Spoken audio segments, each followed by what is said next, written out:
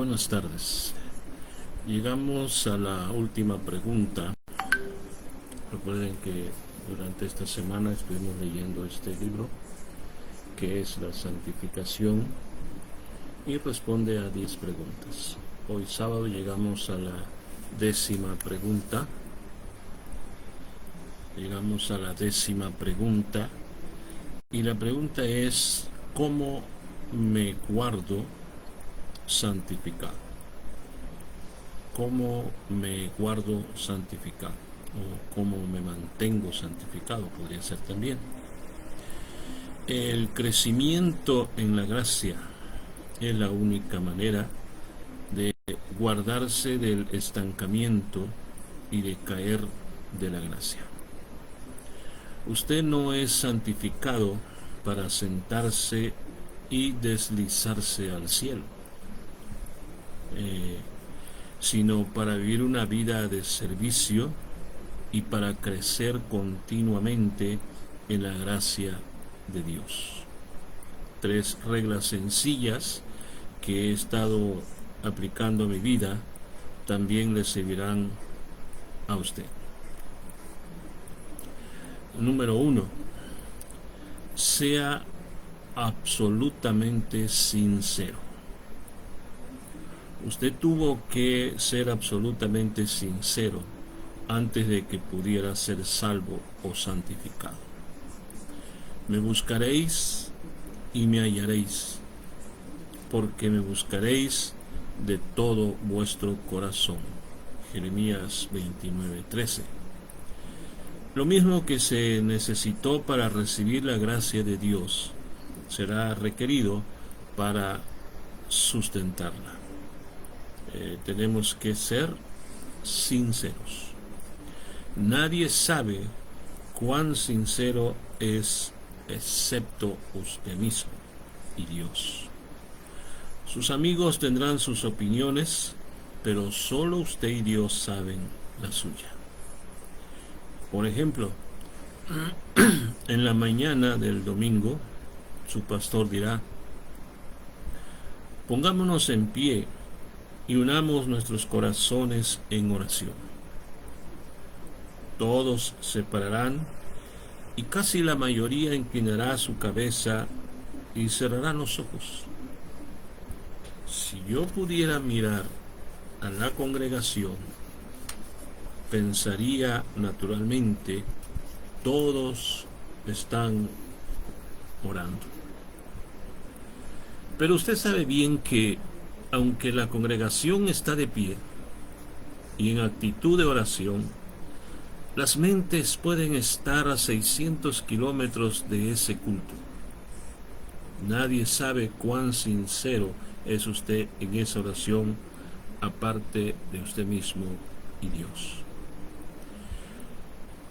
Esta historia humorística ilustra el punto. El trombonista de una banda, con el deseo de tener una noche libre, le pidió a su hermano que lo reemplazara. Finalmente venció la operación y la burla de su hermano con el siguiente plan: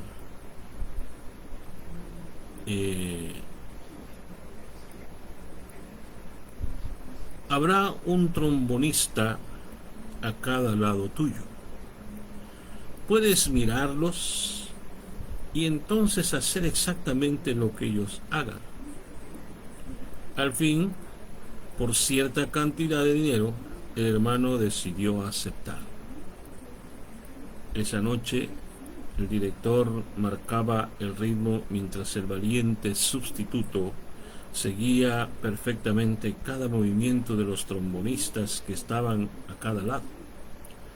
Todo marchaba bien hasta que llegó el tiempo para que la sección de los trombonistas tocaran solos.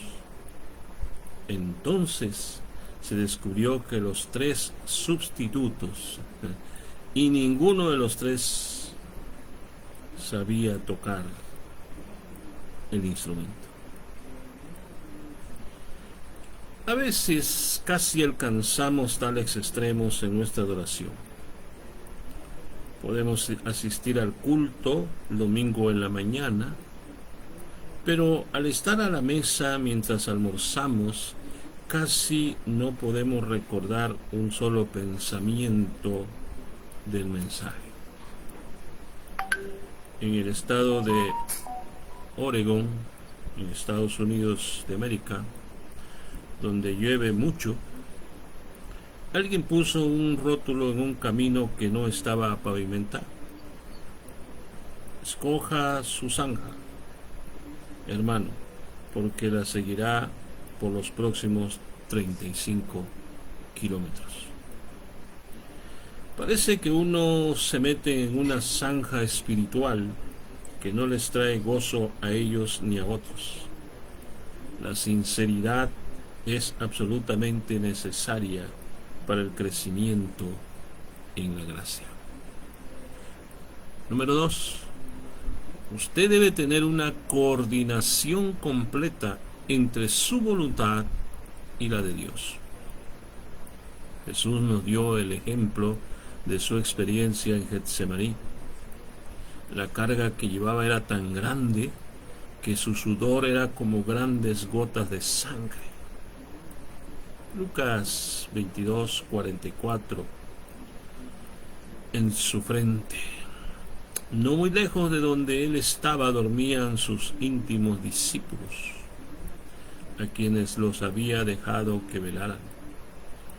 Los secuaces del sumo sacerdote iban en camino para arrestarlo, pero él oraba: Padre mío, si es posible, pase de mí esta copa, pero no sea como yo quiero, sino como tú. Mateo 26:39.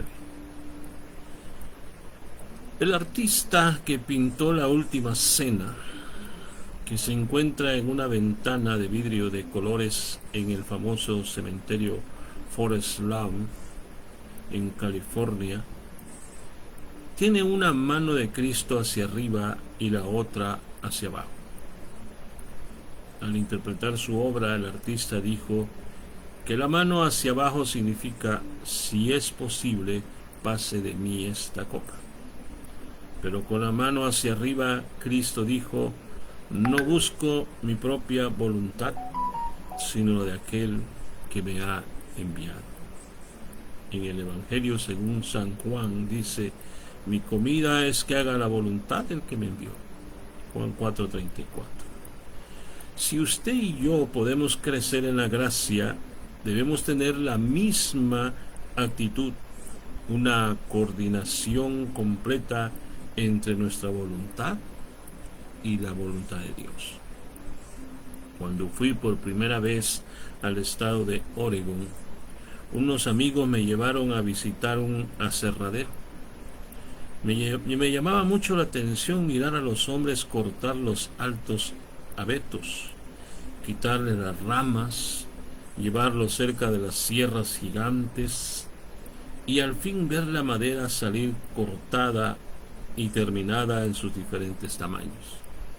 Me gozaba ver cada parte del proceso, pero lo que me interesaba más era ver los grandes camiones cargar troncos enormes. En un lugar que visité, cortaron pilotes para mandar a Pearl Harbor, Hawái. Alguno de ellos era de unos 45 metros de largo y los cargaban en camiones especiales. Un chofer manejaba el camión delantero y otro, con un aparato separado a unos 20 metros atrás de la cabina, manejaba la sección trasera del camión. Me dijeron que algunos accidentes horribles habían ocurrido cuando los dos choferes fallaron al dar la vuelta en una armonía o coordinación completa. Cuando el chofer que iba por delante entraba por una curva peligrosa en la montaña, el segundo chofer tenía que coordinar sus maniobras o en un segundo el camión saldría del camino, destruyendo todo lo que estaba a su paso, y frecuentemente los dos choferes terminaban perdiendo la vida. Así es con nuestras vidas. Cristo conoce el camino y guiará nuestras vidas por la senda correcta, pero tenemos que cooperar siguiendo su voluntad. Muchas personas han arruinado sus vidas cristianas cuando rehusaron seguir el camino de Cristo. Durante la última década del siglo XIX, se efectuó una feria mundial en San Luis, Missouri, en la que se exhibió la colección más grande de relojes del mundo. Allí tenía el reloj más grande, cuyo minutero medía alrededor de 18 metros de largo. El reloj estaba tan alto que se podía ver desde varios kilómetros de distancia. En la base de este reloj más grande del mundo había un pedestal que contenía el reloj más pequeño del mundo, un modelo suizo tan pequeño que no era más grande que una moneda de 10 centavos. La gente miraba el reloj pequeño y enseguida miraba arriba el reloj grande, siempre ansiosa por ver si ambos mostraban la misma hora. Siempre había una coordinación exacta. Cuando el reloj grande daba la hora de mediodía, el reloj pequeño hacía lo mismo. Cuando el reloj pequeño indicaba las 3, así también hacía el reloj grande. Dios es como el reloj más grande del mundo. Uno de nosotros podemos tener una coordinación entre nuestra voluntad. Ninguno de nosotros jamás lo igualará. Pero cada uno de nosotros podemos tener una coordinación entre nuestra voluntad y la voluntad de Dios. Número 3. Debemos tener una determinación. Cuando asistí a la escuela elemental, leímos acerca de un personaje llamado Theodore Roosevelt como un ejemplo de perseverancia. Era muy débil cuando niño y nunca podía jugar con los niños más grandes. Siempre se mofaban de él llamándole: vaya flaco, te vas a lastimar. Al fin no pudo aguantar más y demandó que su padre le ayudara a desarrollar la musculatura de su cuerpo. Los adinerados padres le consiguieron un gimnasio, un maestro y el equipo necesario.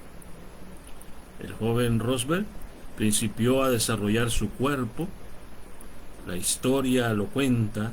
Llegó a ser un guardia rural en los llanos del oeste, el líder de un famoso grupo llamado Rough Rider, que implica que eran vaqueros, domadores de caballos.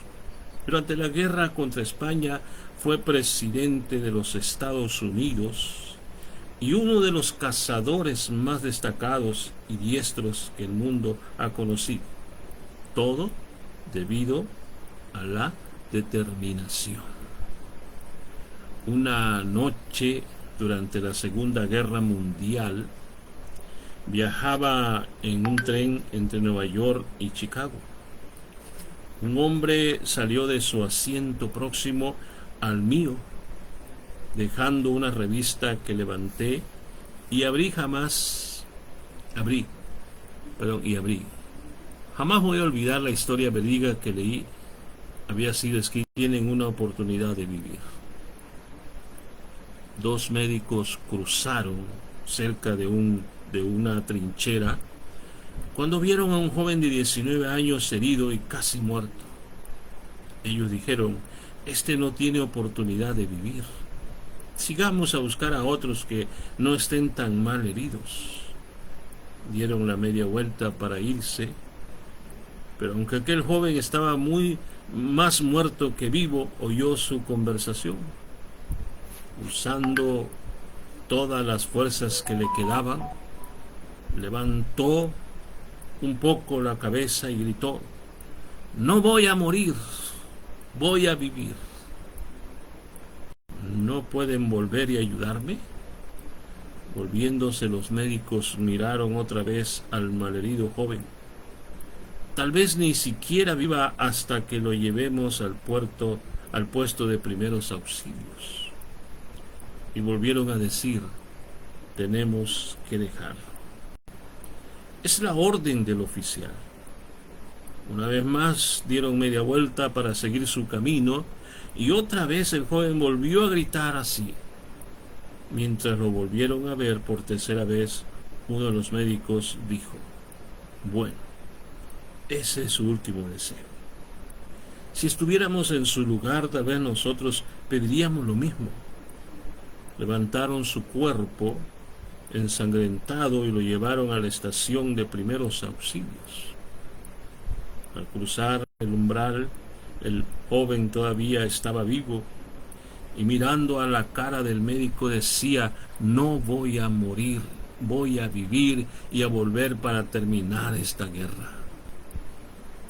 El médico que escribió este artículo confesó que cuando vio pasar el cuerpo de aquel joven dijo para sí mismo: ese joven no tiene una oportunidad en él. Aquel joven herido tenía tanto deseo de vivir que le pusieron una inyección en el brazo y una enfermera comenzó a limpiar las heridas. Para hacer la historia corta, al fin de 3 meses, el joven aquel salió del hospital bajo su propia fuerza con la ayuda de un par de muletas. El médico terminó tan dramático artículo diciendo: hay solamente una cosa que salvó la vida del joven: su gran determinación. Cerré la revista, la puse otra vez sobre el asiento e inclinando la cabeza oré por muchos kilómetros esa noche mientras corríamos sobre los rieles a gran velocidad.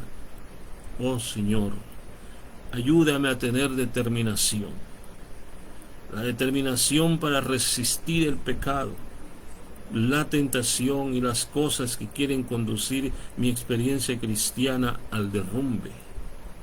Ayúdame a tener la determinación para no poner mi mirada en las personas y en las situaciones, sino mantener los ojos fijos en Cristo. Nuestra única esperanza para guardarnos santificados es crecer en la gracia, ser sinceros, seguir la voluntad de Dios y practicar la determinación. Bendiciones, amados hermanos, bendiciones todos aquellos que van a escuchar esto. Hermano Jorge Luis, Dios lo bendiga, deseo este bien. Hemos terminado este libro, esta serie de preguntas. ¿Qué es la santificación? Y hay respuestas muy prácticas. Yo espero que podamos leerlo, analizarlo y cada día tratar de poner en práctica lo que Dios demanda de nosotros. Y, como decía la última parte de esta pregunta, tener determinación. Dios los bendiga.